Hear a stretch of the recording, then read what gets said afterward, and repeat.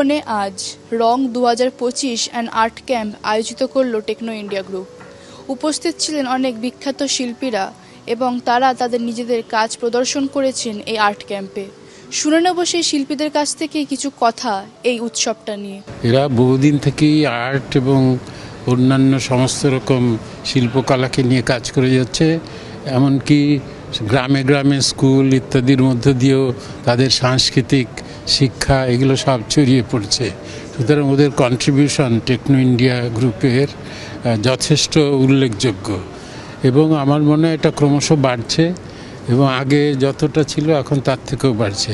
সারা পৃথিবী জুড়ে যা হাহাকার চলছে, এত যুদ্ধ ভাব, এত কিছু, শুধুমাত্র অস্ত্র নিয়ে যুদ্ধ নয়, ঘরে বাইরে যুদ্ধ চলছে, সেই জায়গা থেকে দাঁড়িয়ে একটা শান্তির বাণী দেওয়া, একটা বসন্তের যেটা আমেজ, মানে এটা হই হুল্লোড় করার সময় হয়তো এটা সব জায়গায় গান বাজনা হচ্ছে, চারদিকে শান্তিনিকেতনে হই হই হচ্ছে, চারদিকে পলাশ ফুল ফুটেছে, মানুষের মনে আনন্দ, ছবিরও একটা আনন্দ আছে। তো এটা দেখে যখনই আমরা আহা আজিয়ে বসন্তে, বসন্তের যে মজাটা সেটা এর মধ্যে ধরা হয়েছে, যে প্রচুর পাখি উড়ে যাচ্ছে, ফুলগুলো সব জলের মধ্যে পড়েছে, জলটাও খুব একটা মানে নড়াচড়া করছে আর কি, তাই একটা বসন্তের আমেজকে ধরেছি।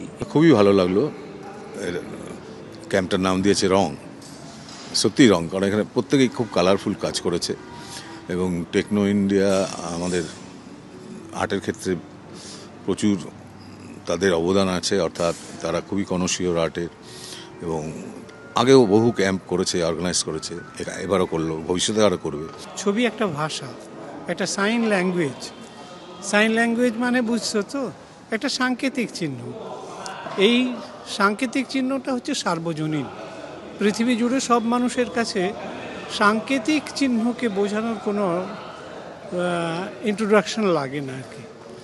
আমি এটা একটা সেলিব্রেশন করেছি, মহিলাদের সেলিব্রেশন, বিকজ এই পেট্রিয়ার্কাল ওয়ার্ল্ডে মহিলাদের যেমনি একটা স্পেশাল প্লেসে সবসময় রাখা হয় না, বাট এখানে সে উঠতে চায়, তো স্কাই ইজ দ্য লিমিট। এত গুণী অনেক শিল্পীর সাথে কাজ করার একটা সুযোগ, সেখানে একটা আর্ট ক্যাম্প মানে বাড়িতে বসে তো আমরা সবসময়ই কাজ করি, কিন্তু অনেক শিল্পী মিলে কাজ করা মানে তাদের কাজটাও দেখা, অনেক কিছু শেখাও যায় আর মানে বোঝাও যায় আমি কোথায় দাঁড়িয়ে আছি।